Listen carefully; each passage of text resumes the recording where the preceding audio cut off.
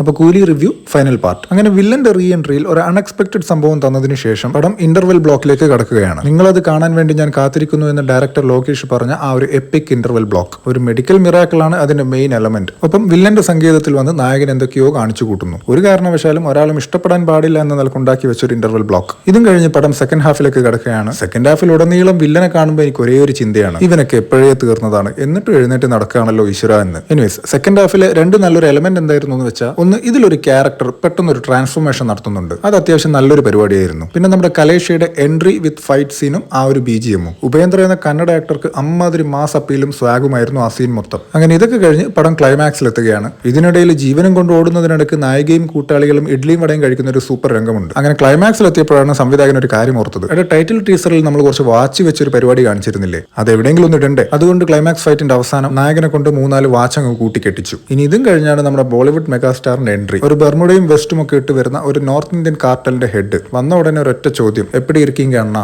മറക്കില്ല ഞാൻ ആ ചോദ്യം. അങ്ങനെ പടം കഴിഞ്ഞു. പിന്നെ ഇതിന്റെ ട്രെയിലർ കണ്ട് ആ ഒരു ചെയറിൽ ഇരുന്നാൽ ആസ്ട്രൽ പ്രൊജക്ഷൻ നടക്കും എന്ന ഫാൻ തിയറി ഉണ്ടാക്കിയവനെ ഞാൻ ഈ ഒരു അവസരത്തിൽ സ്മരിക്കുന്നു. പിന്നെ ടൈലൻഡിൽ നമ്മുടെ നോർത്ത് ഇന്ത്യൻ ഡോൺ വരുമ്പോൾ നമ്മുടെ കലേഷ ഇവനെ ഞാൻ ഇന്ന് ശരിയാക്കുമെന്ന് പറഞ്ഞ് ഒരു സ്റ്റെപ്പ് മുന്നോട്ട് വെക്കുന്നുണ്ട്. അപ്പൊ നമ്മുടെ നായകൻ അരുതബു എന്ന് പറഞ്ഞ അയാളെ തടയുകയാണ്. എന്തിന്? മറ്റവൻ വരുന്നത് 2 കൈയിലും തോക്കുമായിട്ടാണ്. ഇവനും എന്റെ കൊക്കിയും കൊണ്ട് അങ്ങോട്ട് വിട്ട് എന്ത് കാണിക്കാനാണ്?